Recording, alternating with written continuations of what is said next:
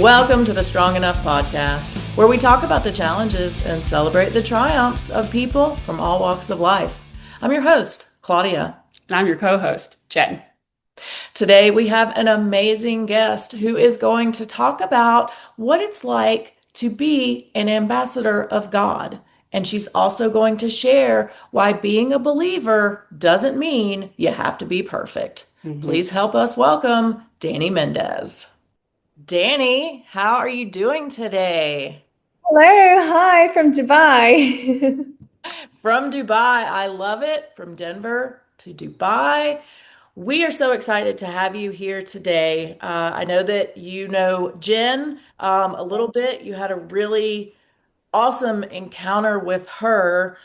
She immediately told me about you and how wonderful you are. And of course, when we meet wonderful people, they have to come on the podcast because wonderful people have wonderful things to share. So we're stoked to have you here today. I'm really excited for this opportunity. Thank you so much, Jennifer, for introducing me for this opportunity. I'm really, really excited to be able to share some of my stories and to learn as well, because I'm sure this is a place where we're going to be learning. And just for God to take the lead. And I'm really excited. Really, really, really excited for this. Same. And I will tell you that every single one of these that we record, I always learn something. So it's just as beneficial for me as it is for everybody else. So I don't want to guarantee because like that seems a little conceited, but like I will like almost guarantee that you will learn something today. Yep. Yeah. So yeah, and I'll say that to everybody in the audience too. Almost guaranteed. It's like 99.9. You're going to learn something, but we're not going to guarantee it. So, Dany, why don't we start with you sharing a little bit about yourself with the audience? I know they want to hear all about you and who you are and why you came today. Hi everyone, I'm Danyelly Mendez and I'm originally from Brazil. I was born in a tiny little town called Brasilia, and then I moved to Spain with my mom, my very young mom. She was around the age probably 23, and then I grew up in Spain.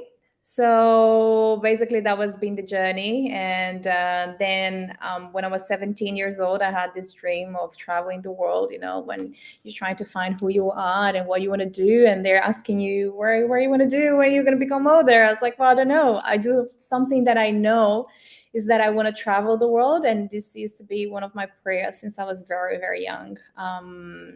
Around 6-7 years old. I remember my first prayers is asking God, to allow me to travel the world one day. So the 9-to-5 job wasn't a thing for me. I really don't like this routine life. And I think the world is so beautiful that God created this beautiful place for us to stay. And I wanted to, reach every corner and travel and learn about people. And that's what I've been doing for the past 10 years. So that's pretty much of what I've been doing.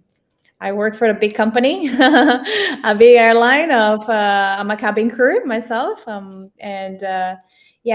to 87 countries so far. I got lost a little bit of track how many cities, but it's been a very exciting journey, and I have learned and I've encountered beautiful people, and I have there's a proof today. I met Jen on a flight. She was my passenger, and I always have like these encounters that every time before I get into the plane, I pray and I ask God, I just I put this time for you, Father, and just bring the light on me. Let me be the voice.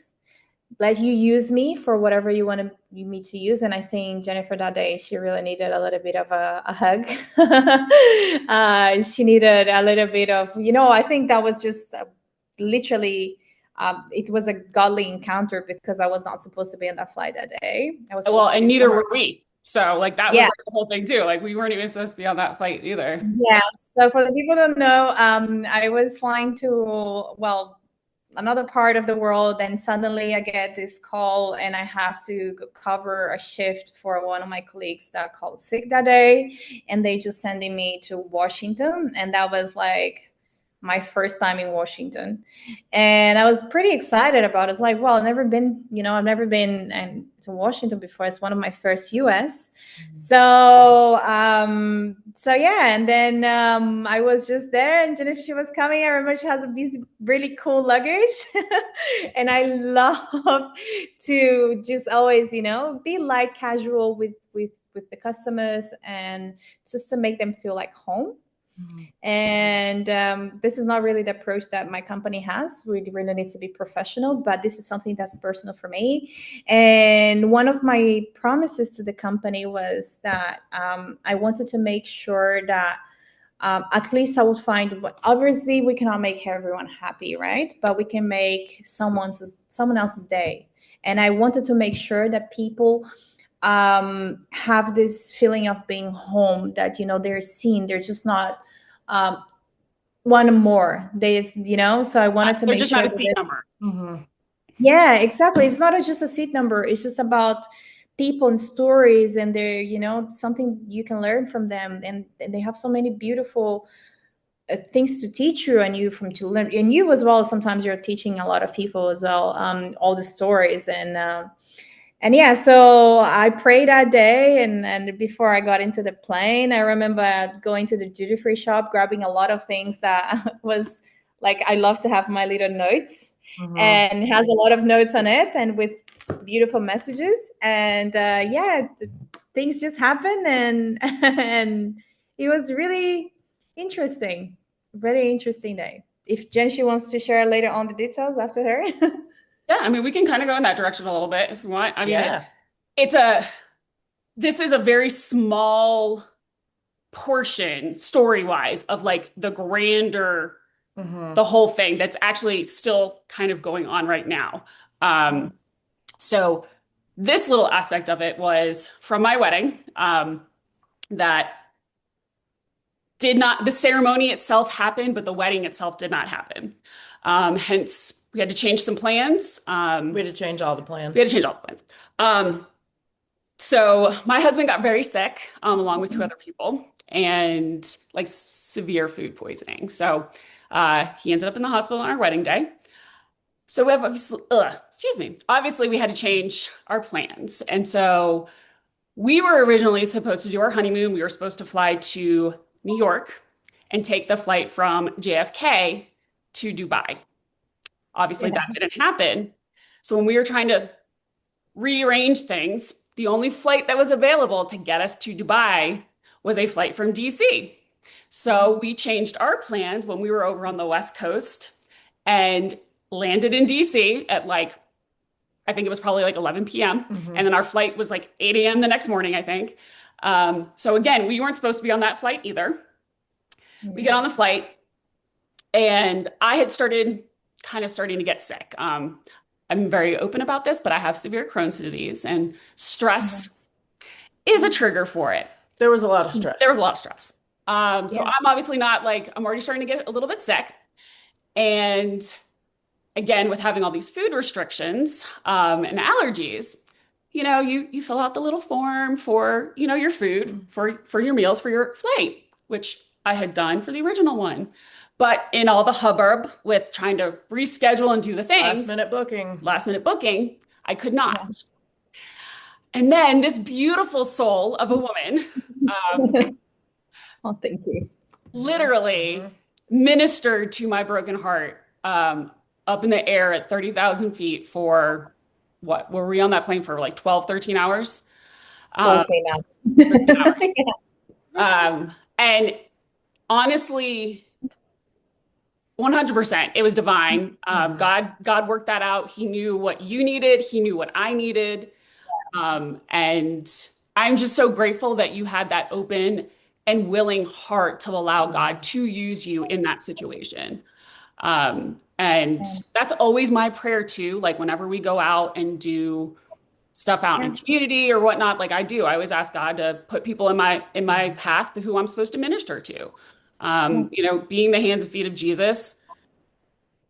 Sometimes I think people always think that that only happens in the church building, and that's Yeah. not the case. Like Hmm. you had no idea who I was, and I get on your plane and you ask me about my food, and I start Yeah. crying.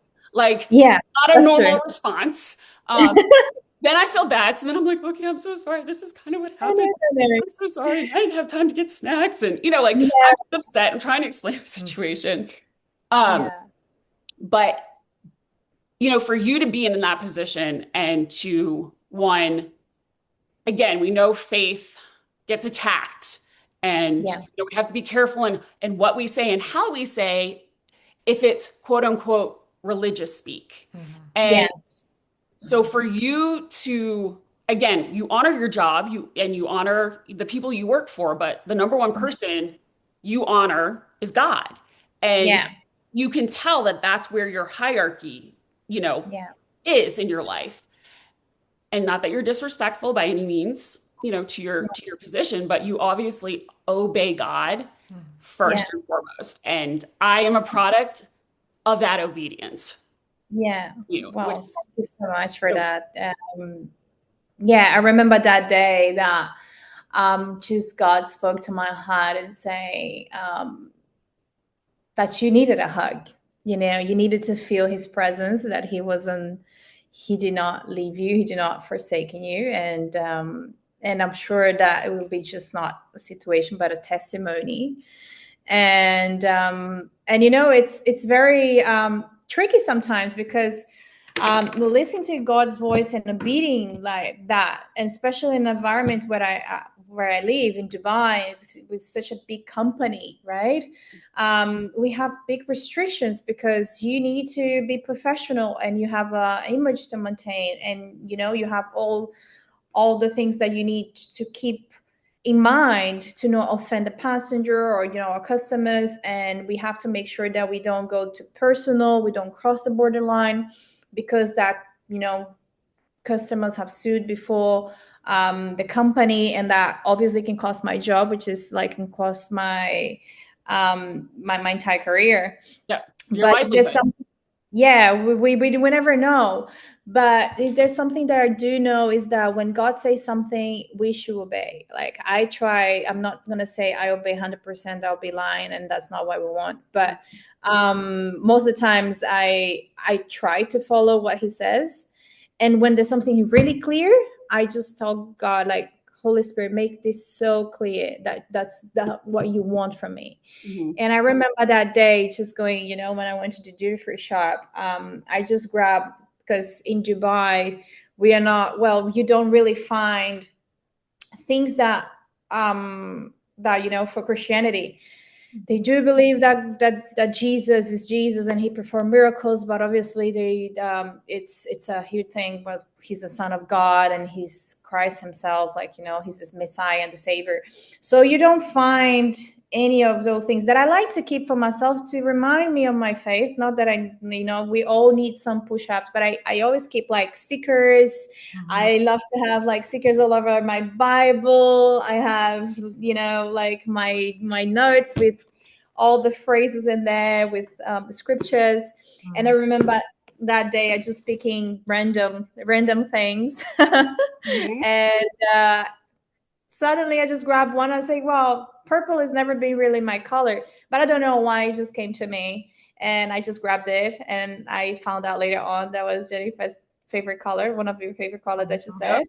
And the scripture that it was on that was something that really shocked me, because you said you had a tattoo with it, right? Yep. And we will throw those photos down for Mm. the audience. Because we have some photos of all that. But yes, and I have a tattoo of that Bible verse that you on that. So Yeah, and I was like, wow. So that was not even for me, like, that was God speaking through me, and obedience, and it's beautiful to see how God can use you in the most random places, like on an Mhm. airplane, to Exactly. minister to people. I've had like stories where, you just see someone and then suddenly God is bringing you together for a reason. And I think that was probably the reason. And that's the reason why we're here today. And Oh, yeah. absolutely. Yeah. So towards the end of the flight, obviously we've become friends and we've chatted, because girls. And Dany comes up to me and says, "Hey, we've got something for you. Will you and Christian come back to the lounge area?" And so we did. And you brought out this devotional that's purple. And Yeah. she had taken a bunch of pictures. She even wrote Bible verses. She wrote me this beautiful note inside of it. Um, Yeah. I'm bawling, obviously, at this point. And you gave us our sparkling cider because I'm a little Yeah. also she even got us like flutes of sparkling cider for us to drink. Like you 100% just ministered. And I just love the fact that like now when you and I were talking about, post, this experience, it was like, Yeah. yeah, you said it's the first time you'd been in DC. First time you'd seen all these devotionals, like being able to be sold like out in the open. You're not used to that. Yeah. You grab this purple one. You're like, I don't know why I grabbed it. And then it's like, well, yeah, purple's my favorite color. And that's the Bible verse that is tattooed on me that God needed me to remember, you know? Yeah. And so just being able to, again, have that open and willing heart. And because I'm sure for you, because for me, like when I get to bless someone or if I get to minister to someone, like I feel so good inside. Like I do. Like it actually makes me feel amazing to be able to bless and or minister to someone. So I'm sure like you obviously have like you got blessed through this situation. I obviously got blessed through this situation. We have now a friendship that's been made because you're coming to Florida to come hang out with us. Exactly. I remember just like a little behind the stage of that thing. I remember when it came this voice to me, like, because we always talk about as well as Christians to hear the voice of God and to listen to God's word, but to be still. And even though, an airplane, me rushing up because it's such a busy flight, and be able to sit down, because I remember I sat down in a moment and I was like, wow, I have this, and I spoke to one of my supervisors to say, hey, listen, do you mind if I step a little bit off out of the line and I do something personal? And she's like, yeah, but you don't have to, because this is like crossing, like, this is not our standard to do anything personal. So yes, but I'm not asking you as as a flight attendant. I'm asking you as a human being. I would like to do this for this person because I think, I think she can have a little bit of a happiness on the flight, and I'm not doing for in the name of the company. I'm doing in the name of God, not even for myself, because I don't want to take the credit for anything. I'm just here as an ambassador for Jesus, and this is something that I would never. Even though I've been Christian before, I've known who was God, but I didn't know who was really Jesus itself. Mhm. And I remember I just had like a bunch of them. I wasn't gonna bring it here. I had different ones. Look at Oh I my you. have, gosh. like one of my favorite colors that I found out is James color as well. There Turquoise you is a great go. color. And I just remember like saying like what should I give her? Like I don't know. And then I look at the purple and say, oh, that's gonna be the one. That's Yep. gonna be the one. Yep. And ended up everything aligning so well. And it's incredible how I invited God that day before my flight. So all of these decisions, all the things was not really me. It was the Holy Spirit guiding me through them. Mhm.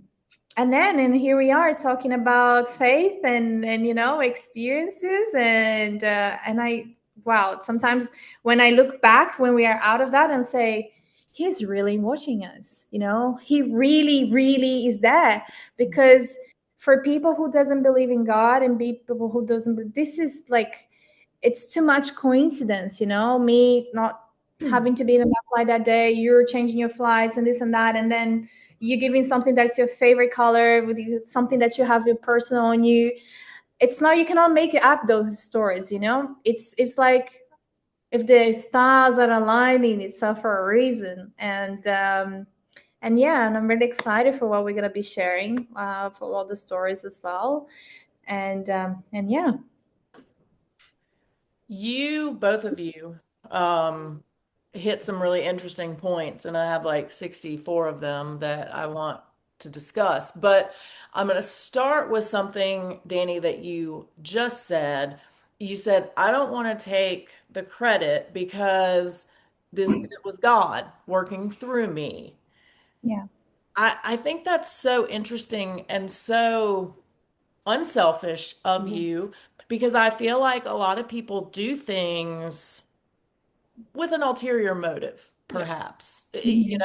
and they want to continue to take credit for it, and they want, that credit to like mean something for them, but it's really God doing the work. So I would love for you to talk a little bit about your viewpoint on that, and how it's so easy for you, to say, "No, I don't want the credit. This is God," because that is different than we see, from many people. So will you talk a little bit about kind of your relationship with that and being so selfless to feel that way? Yeah, well, it's obviously, this is a journey, right? When you fully surrender yourself to God, as I said, I've been through very low points in my life where obviously this wasn't me. And obviously, I've been someone that has been very selfish and like egocentric and all this pride, and because I've been hurt. So when I was hurt, this is the response. But I truly believe that God left His Spirit on us with good intentions, and obviously that Spirit it lives on us. So that's the Spirit who makes us being good, because us as human being, our flesh, it's just broken. And I don't want to come here as this is Danyelly doing good things, good deeds, because I know myself. I know where things that I've done to people, things that I used to like. I used to be the pride that I had, thinking that was better than other people, even though I was Christian, I believe, oh, because, I know who God is and this and that. But I had a lot of pride. I had a lot of my heart wasn't really converted. So I didn't know what was exactly conversion, because the conversion means that God truly changed who you are from inside and out. It's not about what I am and who I am. It's who lives in me. Because I know if the Holy Spirit lives me, I'm a mess. I'm just like, I'm a whole bunch of a mess. And I know that many people out there, they feel like they're not worth it for the things that they do. But we need to remember that it's not about what we are, it's who lives on us. It's who's That who, yeah, exactly, who is inside of us. Like God, Jesus died for us that day on the cross, and He left His Spirit on us for a reason. And He knew that would be, full of flaws, and we're sinful, so we are not perfect. And I'm not here coming to try to be perfect, because sometimes there are other people, people who didn't really have this encounter with Jesus, even though they're Christians. They say, yeah, but you think you walk too much in righteousness. And I don't want to come here, oh, I walk too much in righteousness, so I'm doing this for me, or to take the credit. It's literally, it's a daily work, and the daily work is through the Bible. Like, this is being my weapon. This is literally what's changed me. It's changed literally everything that I am. And I got to know what's the spirit of discernment, something that I didn't have before, even though that I consider myself Christian my entire life. But I remember, going to church in the morning and going to nightclubbing in the night. And I'm not even saying that it's bad for you to go and have fun and enjoy dancing or whatever you want to do. It's okay, because in the end of the day, God, it's about what's in your heart, right? And but my heart was full of pride. My heart was full of, me thinking I was better than anyone else. And and that I will hurt other people because I think there's something that really rebukes God, and I think He doesn't really like it's pride. There's all sins, and obviously sins has different levels, but I think pride, because Lucifer, he was the one who took pride first, right? He was the father of the pride. And I remember sitting there, because I didn't have all, things that girls went through. I kept myself reserved a little bit more, but there was so much pride in my heart. Like there was so much darkness. So even though I thought I was Christian, but I was literally doing it completely opposite what God wanted me to do. So 3 years ago, well, exactly 2 years, not three started the process of fully conversion. And 2 years ago, I went through, I went through so much pain in the past with previous relationships and stuff like that. And I remember one day just in the shower, just crying loud God and say, Father, just, I have so much anxiety. I have so much of, like depression and anxiety, things I went through. I went through a divorce very early, in my life. And that really hurt me. That was probably the first relationship that really, really, really hurt me. And so all the things made my heart very, very hard. Just to think like I'm better than anyone else. And God had to shape that, like He had to break me into pieces and pull me out to later on bring back together. So nowadays when I'm trying, just to show girls and to show people and well, not just girls, but obviously what I want to encourage this is for women, because this is where I came from. Like, it's my story. To say like, it's not what you do, it's who lives in you, because we don't earn God's love for our actions. We earn because He died on the cross for us. We have it.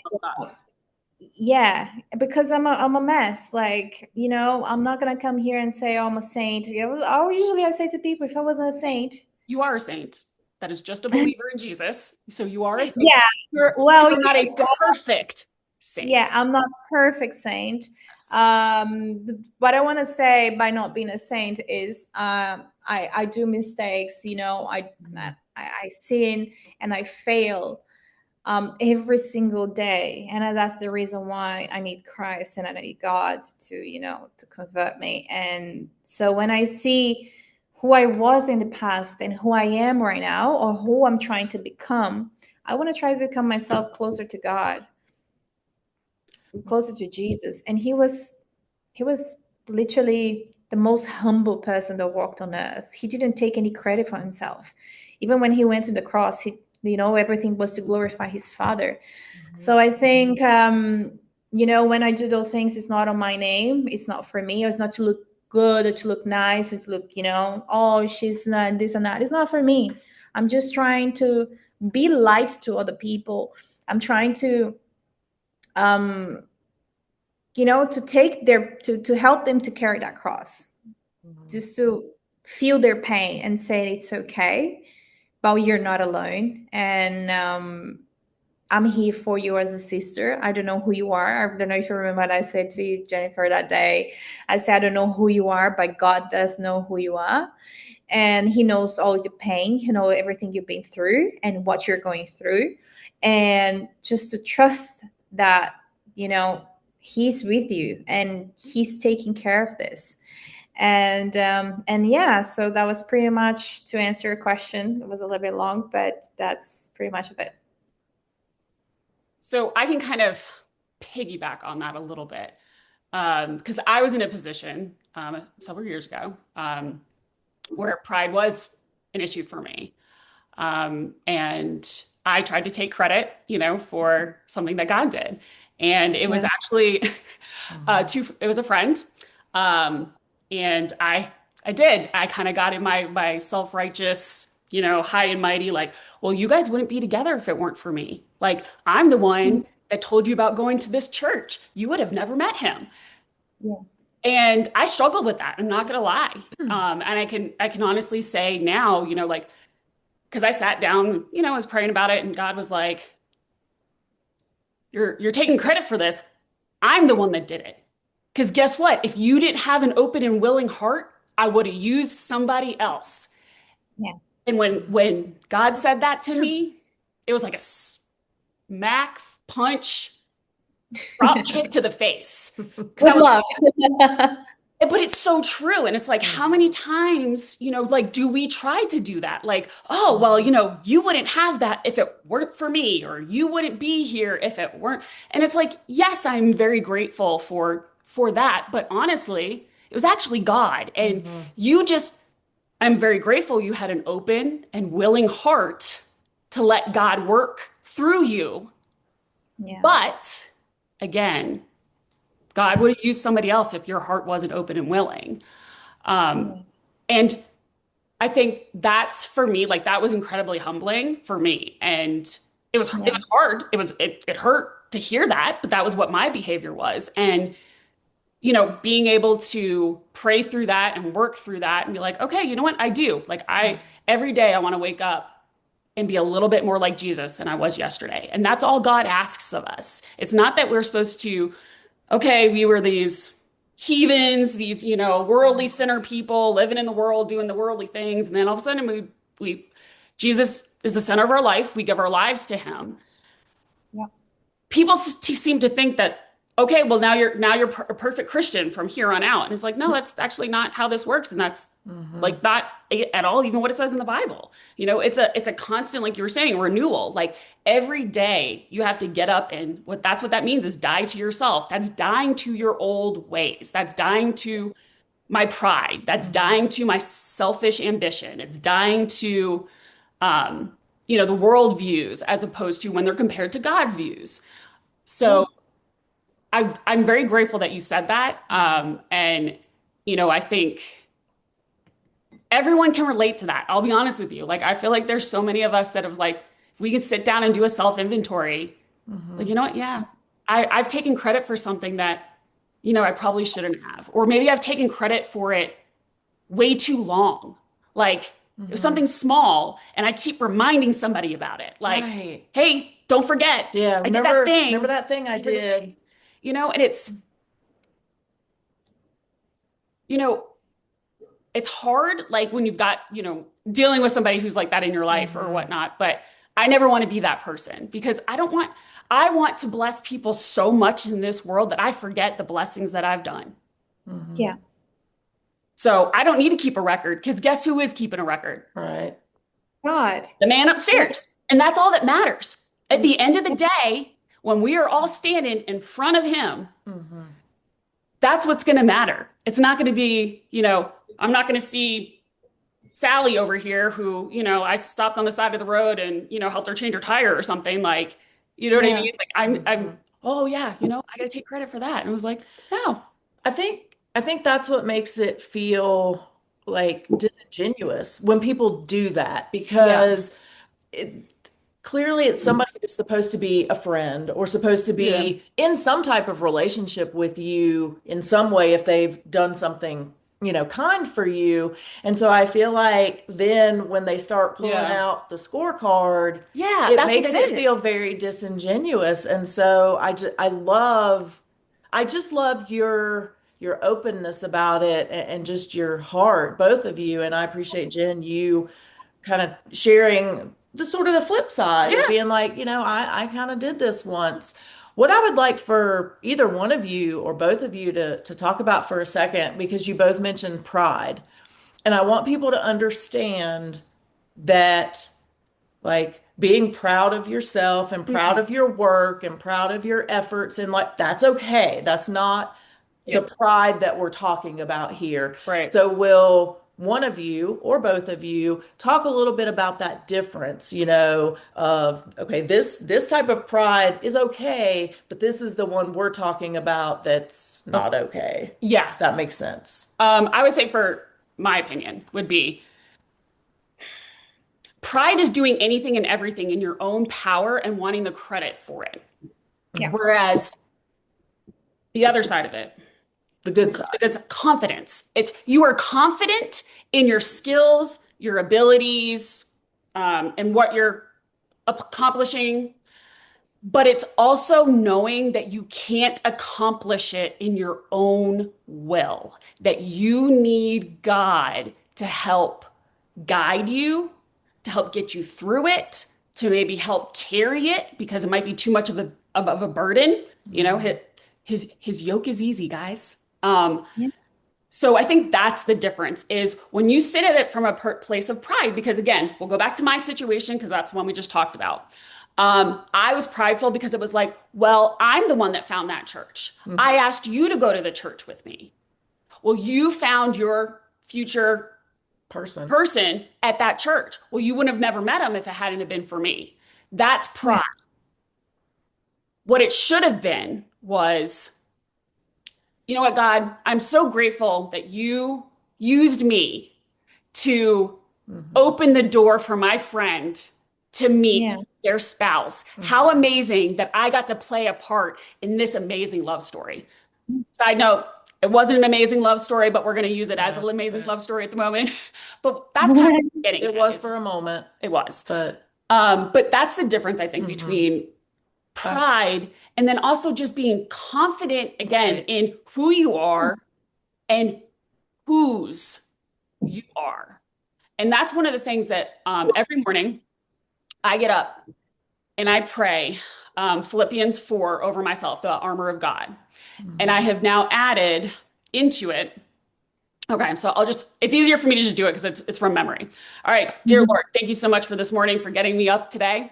I ask that you place the belt of truth securely around my waist to remind me to speak and seek the truth. I pray that you place the breastplate of righteousness securely on my chest to protect my heart. I pray that my feet are equipped with the shoes of peace, so I'm able, willing, and ready to go wherever you call or ask me to go. I pray that I place the helmet of salvation securely on my head to protect my mind and my thoughts from the attacks of the enemy. I ask that you place the cloak of humility over my shoulders to remind me that I cannot do anything outside of your will and your strength, and I do not want to. I pray that I lift up the shield of faith in order to block the fiery arrows sent at me by the enemy, and I will wield the sword of the Spirit, which is your word, in order to slice through those lies of the enemy in Jesus' name. So Oh, that's the whole beautiful. armor of God. The addition that I added was that cloak of humility. And that's Yeah. where, you know, again, I'm covered by God. I'm humbly under God's protection and God's strength. And that Yeah. to me, being able to do that in the morning and start that, that's what Mhm. sets the tone for my day. What about you? Yeah. Yeah, I can absolutely relate what you're saying. And you know, I feel like God created us to thrive. He created us to have a direct relationship with him. So we are royalties, you know. That's how I feel like. So you should be proud of who you are, Mhm. but because you know your identity, who you are, you know who's your father, where you belong to. Mhm. So that from thinking I'm better than anything and anyone else is a different thing. One Mhm. thing is I am grateful, and this is something that my father gave it to me, you know, Mhm. than just like what it used to be with me is like, oh no, because um quick background story. Oh, my 20s, in my early 20s, oh, because all the girls had been going out with different men, different guys, and this and that, and I haven't. I kept myself pure, and I got married, with my the way that the Bible describes us to do. I felt more, I'm better than them. I felt that Mhm. I was above Mhm. the average of people. And I was myself condemning them for their sins, or for their failures, for their flaws, Mhm. knowing that I myself, I was doing something even worse, because I was putting myself in the chair of God for judging someone else. Like, Mhm. who am I? So it's a daily work for me to humble myself and to think, you know what, I'm not better than anyone else. I'm trying to be a better version for me, because I want my father to be proud one day when I stand in front of him. I don't do this, or I don't try to be this person, um, because of me, Yeah. but because I want my father to be proud. Mhm. And I I think want to that's it. belong, Yeah, that's what it is. I wanted to belong somewhere. I know, what it feels to not being raised with your parents. Like I wasn't really raised by my parents. And but I know that God is this always, he always been there. And pride is something that really makes him sad. I'm really sure that he's like, that's not come from me. Yeah.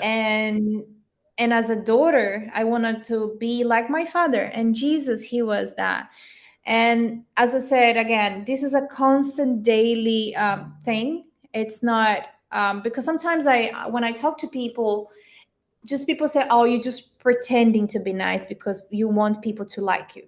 You're just making this facade, or you're just trying to look cool because you want to be liked. Yeah. And that's not true. Like, to be honest, I'm a very introverted person. I if it was me, my flesh, I barely like to talk to people. I barely like to have a relationship with people. Everyone annoys me, but Let's hey, lift up your cup, please. yeah. I'm gonna cheers to that. Cheers to that. Oh, yes. There's People some days annoy I wake me. up in the morning and I like, I have to go now and say hi, hello to like 300 people and be nice to them. I just don't feel like doing it. But then there's this shift of like, yeah, but you can make a difference in their life. You don't know Yeah. the stories, you know the struggles, you know what they've been through. So let me use you to be an ambassador of who I am, so you can bless other people to bring them to me. And once again, it's a daily, constant work, right? Because as I said, there's days I wake up in the morning and I'm not feeling it, and Mhm. people are annoying me. For example, today I had an experience, and I can just share something quick, where I was annoyed. I was annoyed by people around me. I didn't want to be in that place. I was just working with people I didn't want to be working with. And everything that they were saying inside of me as a human being, I was like, Jesus. Like, I'm trying to be a good daughter, but they're not cooperating. Right. you know they really deserve me, like, but no, I didn't. And I didn't. Why? Because my father said, remember who you are. Mhm. Remember who you are and who's against you. Remember that when things do not work on your way, it was either because I'm shaping it to be in another way, or I'm teaching you a lesson. So being a woman, and you are now 30 years old, you Yeah. also speak a little bit more mature, I would say, than an average 30-year-old based on your experiences. And you speak like a person who has had some trauma. And but Yeah. you speak on it from a healed, I'm on the other side of that. And that's something I kind of want to touch on a little bit with you is, you know, what got you through like your traumatic, because you mentioned your divorce, you talked about that. So like what got you from, this being married at a very young age and then having to go through the divorce and where you are now? Um, yeah, can you talk a little bit more about that? Yeah, well, I my grandmother, she, I come from a family where I'm openly about this, because it's the truth, and I think so many people can correlate. That's why I want to bring the truth. I don't want to hide or make up things. My family, I come from a very dysfunctional family, and it's okay to talk about it because it's normal. It's what I said. Same. It's not. We get So it. It's we get common. It shouldn't be normal, but it's very common.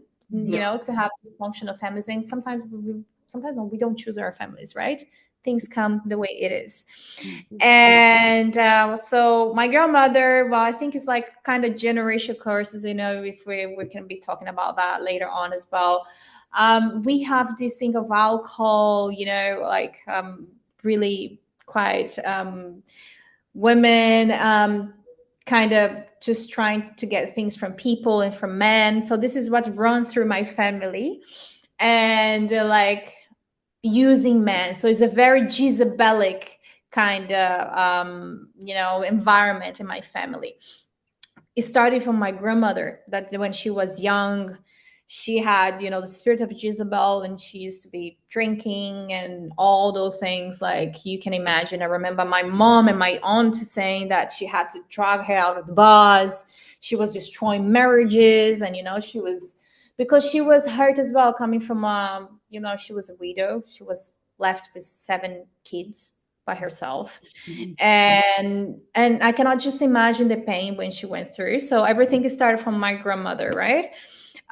She got married when she was very young as well, coming from where we come from in Brazil. She got married very young, so she had kids very young. My aunt, she had to take care of the kids because she was very irresponsible. But then later on, she had this encounter with God, and she changed completely from being a woman who operated to destroy marriages, to destroy people, and to destroy a family, to be completely allied to people, delivering, having the gifts of prophecy, speaking in tongues, like blessing other people.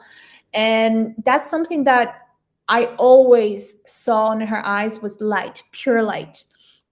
And she always been the role model to me, even though my uncles, everyone in the family are still on the drinking kind of culture thing. It's very common nowadays, and on the addiction side. Mhm. And I remember just seeing my grandmother blessing other people and being light. But then I had my mom and my grandmother, my grandma, my mom, excuse me, my mom and my aunt saying, yeah, but she's like this now, but you had to see when she was young, she was such a mess, she was doing this and that. And I remember my grandmother just always like sharing her experience with me. That's the early memories I have from Brazil, when I left when I was around 6 7. And I remember her basically sharing her stories, that she's saying like, oh, she stopped all doing all this and this and that, and she converted. And so yeah, so basically I wanted to do things right because I wanted to make my grandmother proud. I wanted to make my grandmother proud, but I knew who God was. I didn't know exactly for real who he was.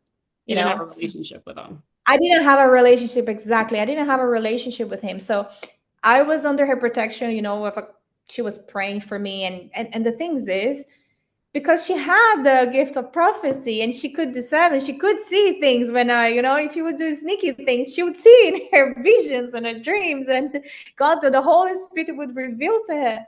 And I didn't want my grandmother to be, because my grandmother is like someone that I deeply adore, and I didn't want her to feel like, like, oh, because I'm the first girl that, her granddaughter. Mhm. And I didn't want her to be disappointed on me. Gotcha. So I wanted to make sure that I married, following the scriptures, and that obviously was very rushed up. And I remember her once walking into the room and she's saying that God was preparing a husband to me. And I didn't even had a boyfriend at that time. Like I never had anyone, like, because I was always focused on raising my sister, helping my mom with the chores at home, studying. I was very quiet. As I said, I'm very introverted kind of thing. So I didn't like to go out much, but I remember that time I was going out a lot, and I could see like God could see that things, the enemy was kind of, with 17 years, 18 years old, he was probably, oh, he could see what I could become. So he distracted kind of thing. So I met this person that used to be my crush in high school. And it was just like, oh my gosh, when you think that things are for you. My grandmother, she did a prophecy on me. And obviously nowadays I know I was praying for it because, my mom being so strict, getting married. Like my mom, she got married when she was very young, like 16, and she had me when she was 16 to 17. So I didn't want to end it up like that. I want to make sure that, I was building a life and coming from a dysfunctional family as well, divorced. My parents obviously are divorced. I didn't want to have that. So I wanted to choose the right partner. I wanted to hold into things and to, getting to know someone good before, just partying and doing all the things that usually the teenagers do. That's right, the common thing to do. So trying to make my grandmother proud, trying to, choose the right partner and trying not to fall into the same thing that my family fell. I remember just taking a prophecy that my grandmother, she had for me. And because I didn't have a relationship with God, when I found this person, I thought, oh my God, that's it. He's the one, like without consulting God, exactly. Person is because the person really came with well, a good look, like good looks, a good family, and good studies and all the things. But then I didn't really realize that it was just the outside of the thing. It's just on paper. It was just the paper Yeah. stuff. Yeah, it's just the outside. It was not really the inside. And yeah, so I got married very young, gave the whole thing, did the whole thing. And obviously because he wasn't converted, he didn't know who God was. Um he was a doorway for the enemy to attack me, because now I am doing, I am young and I'm married, and he was the first person I was with. And the enemy obviously hates marriage. First of all, he hates marriage, he hates family. And Marriages? the enemy really hate marriages. Like, he doesn't want us to be married because that's the way he destroys.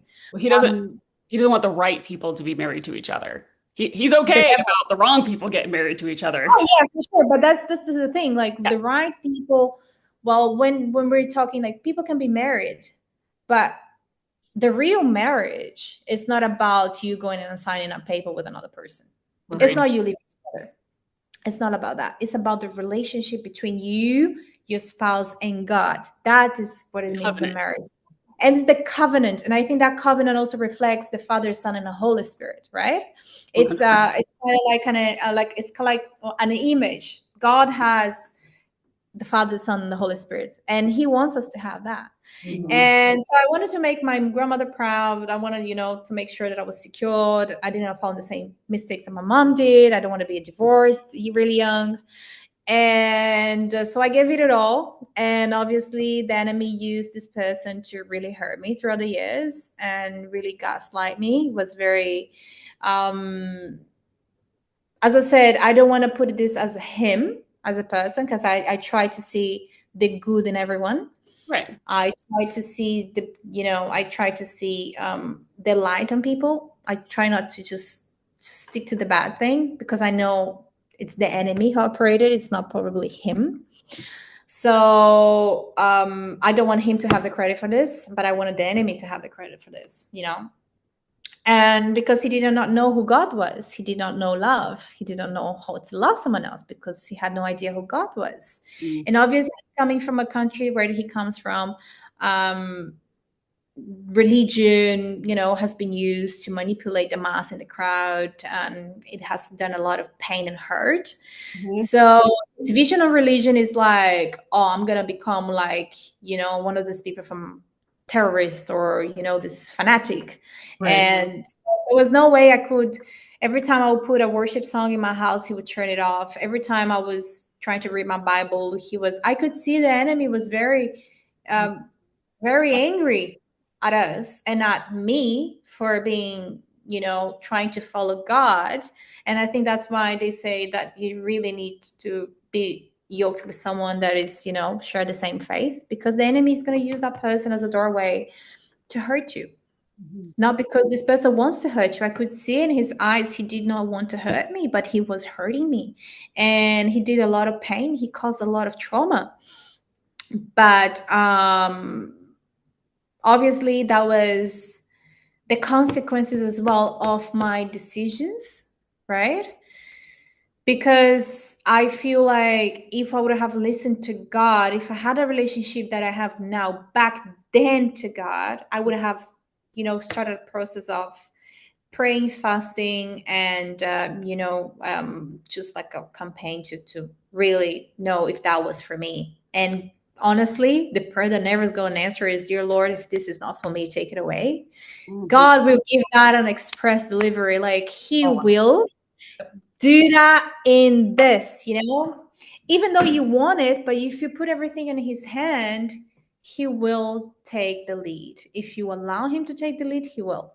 So obviously I didn't allow God to take the lead. I didn't have this relationship I have with Him now, but I feel as well, if I wouldn't have gone through all of that pain and all that trauma, I wouldn't be myself who I am today, because Mm. that pain and that hurt became my testimony.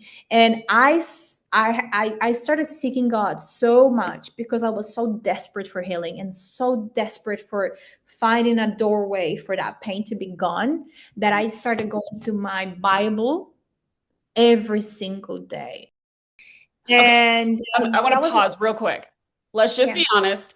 Every single female acts that way. Okay? Every single Yeah. female who goes through a breakup, I don't care who you are, you can't lie, Yeah. but you do that. It's the revenge. So Yes. you may continue. I wanted revenge on him, right? I wanted revenge, and but I wanted also, as I said, revenge not just on him, but to all men. So I kind of gave space for Jezebel to operate in my life, Did you become a man right? eater? uh, yeah, I was like, I remember walking in this pride with, with the dresses that I was wearing and all this, the all this. I mean, you're gorgeous. So yes, like Yeah, and you were flaunting what God gave you. so coming from, like trying to live on the low key to come into full on to show to men, like, look at this and you're never gonna have it. Like that's what I was operating. I was operating from that. But there was a point that it really hurt me so much. I started posting photos in bikinis on social media.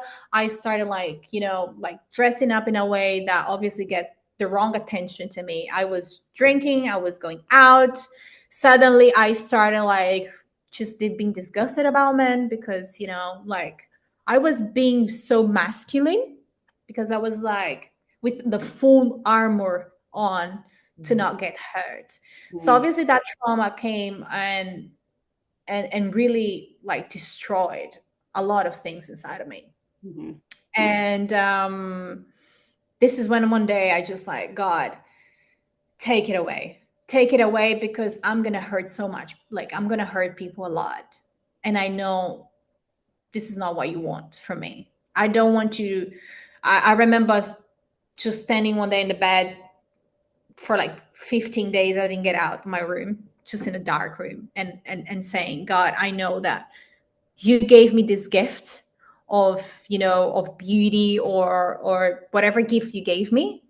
It was to be a blessing to other people, and I know that I'm being used in it completely in the wrong place. So I went through depression, crazy bad depression. I went through really bad anxiety, and yeah, that was really deep. That really cut me deep. And obviously the the core wound that I had, that that I didn't have a father, like the male figure in my life as a father. Mhm. My father wasn't the figure.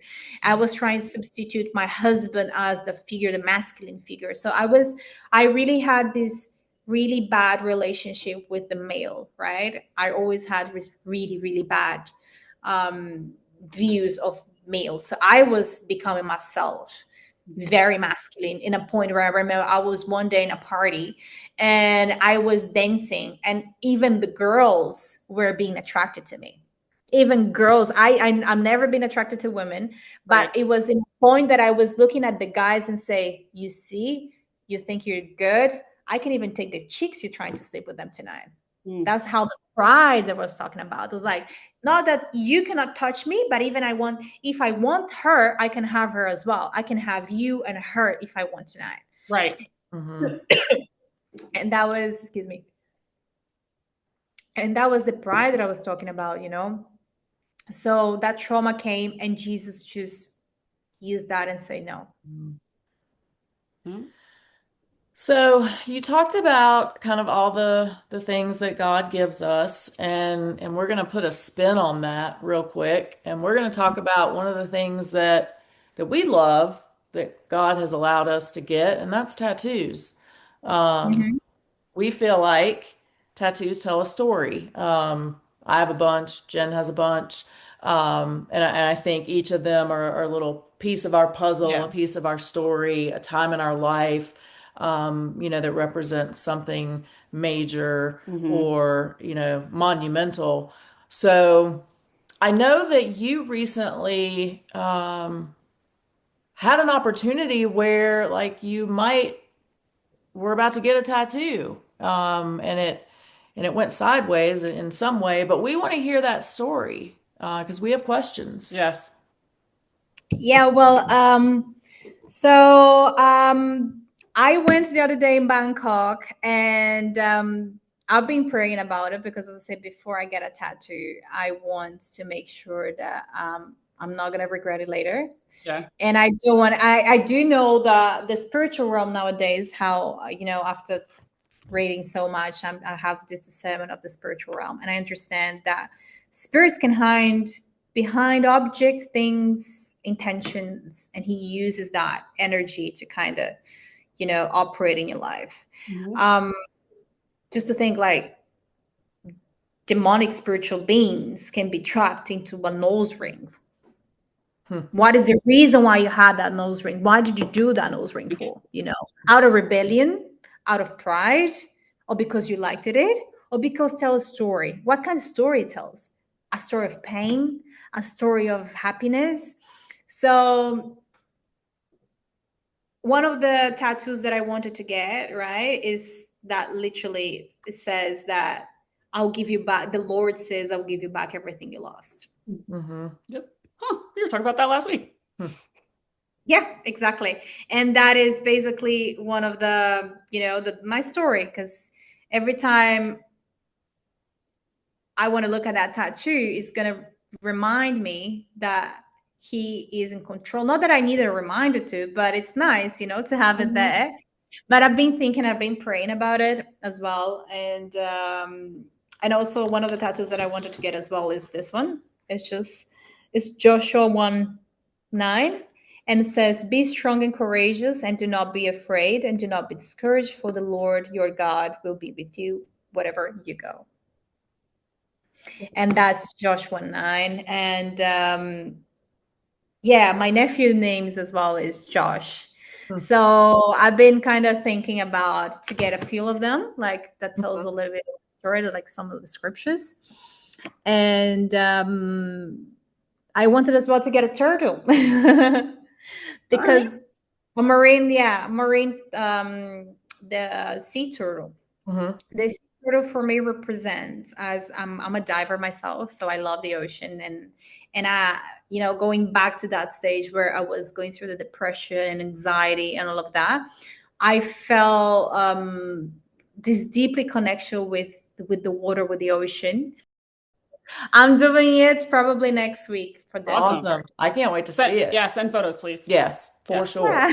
You do. Danny, where can people find you? So if they want to follow your story, they've been inspired by you and want to be, online faraway friends with you, or if they maybe want to try to track you down at one of the airports that you're rolling through, where can people find you? Yeah, so my Instagram is called, I have a new Instagram just dedicated, it's going to be a page dedicated for a woman of who wants inspirational, who wants to, to seek some clarity, to seek some, hope, and to find something that is everlasting, that is God.